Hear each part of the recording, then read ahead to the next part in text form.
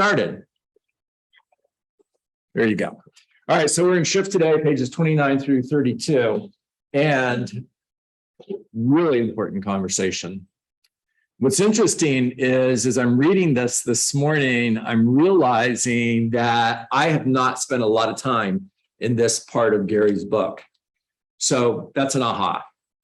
It's one of the most important conversations that I can have with you in a shift. And if I haven't spent enough time on this topic, then the question I'm asking myself is, why is that, right? And well, it's a budget conversation. So to me, that's telling me I don't necessarily love talking budgets. And why is that important? Because if I don't love talking about budgets, you guys probably don't either. And is it important? Oh, it's critically important. So we're going to slow down and we're going to really pay attention to remargining your business today. And whether you are brand new in your first 90 days or you've been doing this for 10 years and you're not using a profit and loss statement, and you should, this applies to you, because if you're brand new, take notes so that you don't make the mistakes that most real estate agents make. All right, anyone who expects change to be comfortable hasn't been challenged enough. Change isn't easy, and significant change is downright difficult. So when I was reading that this morning, I was thinking about, now I know, no comments, Aaron's not in the room, so I'm safe.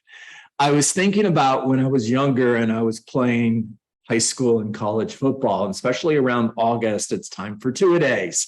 Anybody who's ever played a team sport, whether in high school or college, you know that you are pushed. You are pushed way past your comfort zone. It's beyond not comfortable, it's painful. But what you discover is you have a ceiling higher than you ever realized you had before. Now, listen to this opening sentence from what we're sharing today, again, from that perspective. Anyone who expects change to be comfortable hasn't been challenged enough. Change isn't easy, and significant change is downright difficult. My experience, Gary's talking to us here, has taught me that people most responsive to change are the ones most likely to survive and thrive. James York, a University of Maryland mathematics and physics professor, put it perfectly when he said, the most successful people are those that are good at plan B. In other words, when change affects your plan effective change. Plan effective change. In other words, have a plan B that you are going to put into play so that you can adjust when you are faced with change. If you keep doing the same things, you're going to keep getting the same results, and that might not be a good idea in any market, and it's definitely not a good idea in a shifting market. That mindset could put you out of business. To shift is to change. The market changes, therefore you must change with it. When the market changes, I must change. I'm always going to tell you guys what to write down because I want you to be taking notes. And if I'm taking notes, I'm going to write down, when the market changes, I must change with the market. In order for me to survive so that I can thrive, I must change with the market. You must immediately identify the business changes your current circumstances require. In other words, what do I need to do that I'm currently not doing that is going to move me closer to my goal? Where do I need to make a change in order to survive a shifting market in order so that I can thrive later on? And pulling the data this morning on sales year to date, just in Coral Springs, we're down by 19% year to date for total number of homes sold. That's a significant change. And I shared with you yesterday that we were actually down by more than 43% just in the month of July over July a year ago.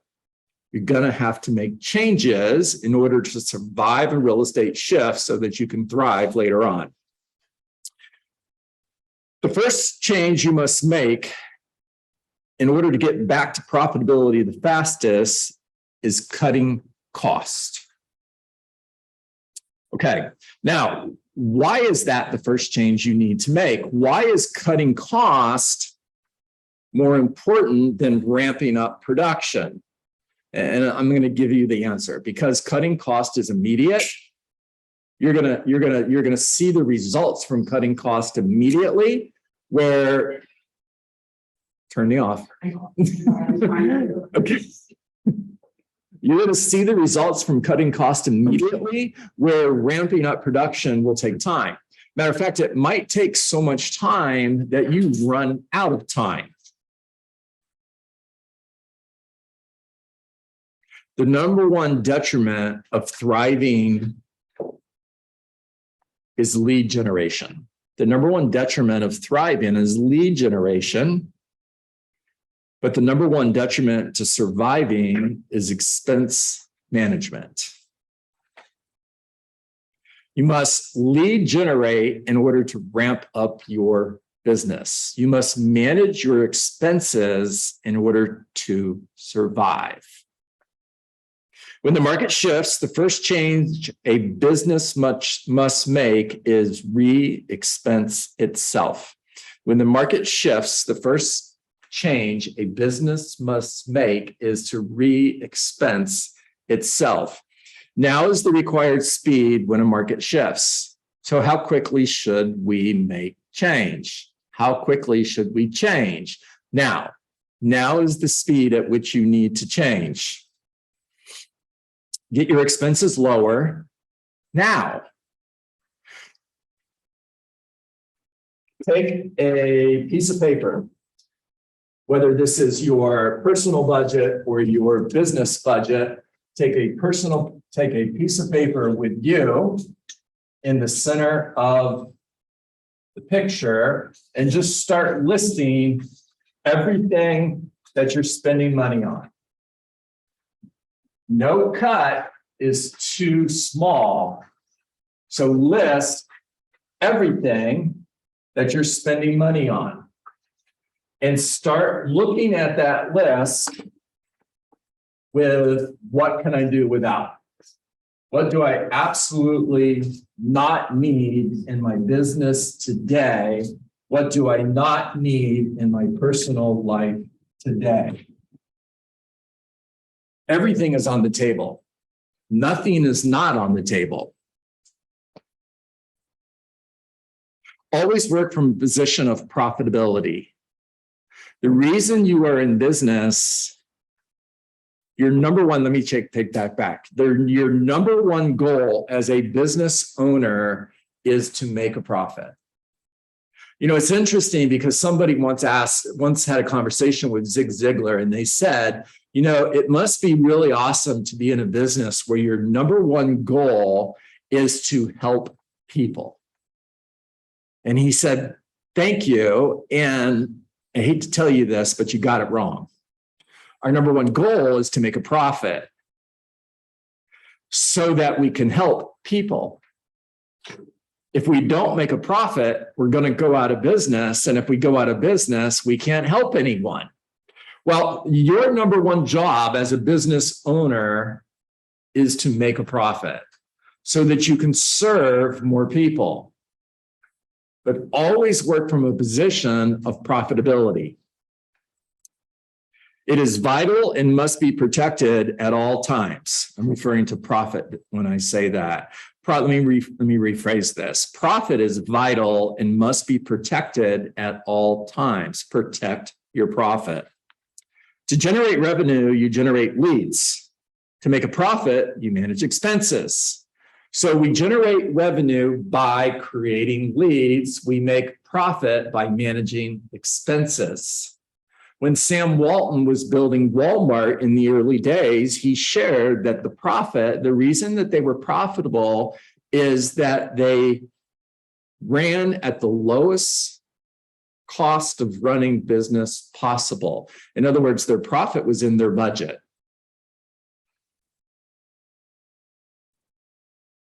The profit you seek will always be managed in the way you manage your money. So when the market shifts, you must create a budget that matches your revenue. In other words, right now, because the market already shifted, right? So the time to create a budget that matches your revenue isn't 30 days from now. It isn't 90 days from now. It was 90 days ago. And if you didn't create a new budget 90 days ago, when's the next best time? Now? Okay. If a market shift causes your income to drop, but your expenses don't immediately drop in lockstep with it, then your profit is gone. If a market shift causes your income to drop, but your expenses don't immediately drop in lockstep with it, then your profit is gone. Let me give you an illustration here. So back to the whiteboard. If you read The Millionaire Real Estate Agent, one of the models in that book is the budget model. And the way we explain the budget model when we're talking to mega agents is 30, 30, 40. Now, what this means is 30% is your operating expenses. That's fixed and variable expenses. That includes rent. It includes payroll to your assistant, to your transaction coordinator, to your listing manager. It includes all of your marketing expenses. It's all of your fixed and variable expenses. 30% is the budget. Now, 30% is also cost of sales. Cost of sales is any expense that's directly related to the sale of a property. So if I have a team and I have a buyer's agent on my team on a 50-50 split, and all of my buyer agents create $500,000 in gross commission income, my cost of sales to my buyer's agents is $250,000. Now, cost of sale is also the money you give to Keller Williams, the company dollar. If you're part of Coral Springs, you have a cap. It's $13,000. You have a franchise cap. That's $3,000. So you have a $16,000 cap. That's also cost of sales. If Madeline gives me a referral and I pay her a referral fee of 25%, that 25% referral fee is cost of sales. So my max that I have for cost of sales is 30%. So what's that leave for profit? 40%. Now, I told you that I've been coaching this agent for a while that came to me recently looking for more money. Looking for more money because they're stressed out because they're making less money. Now, when I looked them up in Broker Metrics, their sales, they didn't tell me this, I looked it up, their sales were down by more than 20%. But for the purpose of what I'm going to show you, let's just say it was 20%. Here's the challenge if you don't remargin your budget when the market shifts, this is what can happen. All right, so let's say that this agent has $1 million GCI. That means if they're following the model, their expenses are $300,000, 30%. Their cost of sale is $300,000. And their profit is $400,000. All right, life is good. Except their sales drop, and now their gross commission income is $800,000. It's a 20% drop, right? They don't remargin their expenses, so they still have $300,000 in expenses because they are still spending money as if they're making $1 million. Except they're not. So now they have expenses at $300,000, and to make things worse, this particular agent wants to 7th level their business in order they want to get out of production, and they want to be able to run a successful team, succeed through others. The challenge with that is what happens to your cost of sales? Well, they go up. They go up. So instead of having $300,000 in cost and sales, they're looking at $400,000 in cost of sales. Now they gross $800,000. They have $700,000 in operating expenses and cost of sales. Their profit is $100,000. They went from $400,000 to $100,000 profit. Now, if you were earning $400,000 a year and you had a budget that you're running your home on based on $400,000, and all of a sudden you're looking at $100,000, what happens now? Well, I can tell you what happens to me. I'm freaking out. So are they. This is a true life story that happens every single day in the real estate business. Matter of fact, I went as far as doing this completely seventh level, and this particular agent's profit, if they seventh leveled their business, if $800,000, here, I'll show you really quick. If $800,000 is all through agents on their team, well, it's that. It's not good, right? Okay. So when the market shifts, you must create a budget that matches your revenue, so you don't have the experience that I just showed you on the whiteboard. Otherwise, you're in trouble. If the shift lasts long enough, you will go out of business because of no profit. All right, I'm going to close with closing comments from Gary. In up markets, we tend to acquire habits and patterns of doing things that don't stop us in good times, but grind us to a halt in bad times. In other words, we do so much right that the market covers up what we do wrong. The first causes us to succeed and may be so powerful that it powers us right through the second. In other words, everything you're doing right could power you through what you're doing wrong until the market shifts. Another way of saying this is we succeed because of what we're doing right and also in spite of what we're doing wrong. Good times seem to reward all that we do, and profit seems to give permission to permissive. Permission to avoid things we don't enjoy. Permission to do things you've always wanted to do. Permission to do things in the spur of the moment. All this leads to a lack of scrutiny, research, and accountability. Profit can act like a financial pillow and become a mental cushion, or like a financial sofa, inviting you to take a mental nap. But the truth is, there is never a good time to nod off and violate the fundamentals of finance. Okay, talk to me. What did you hear?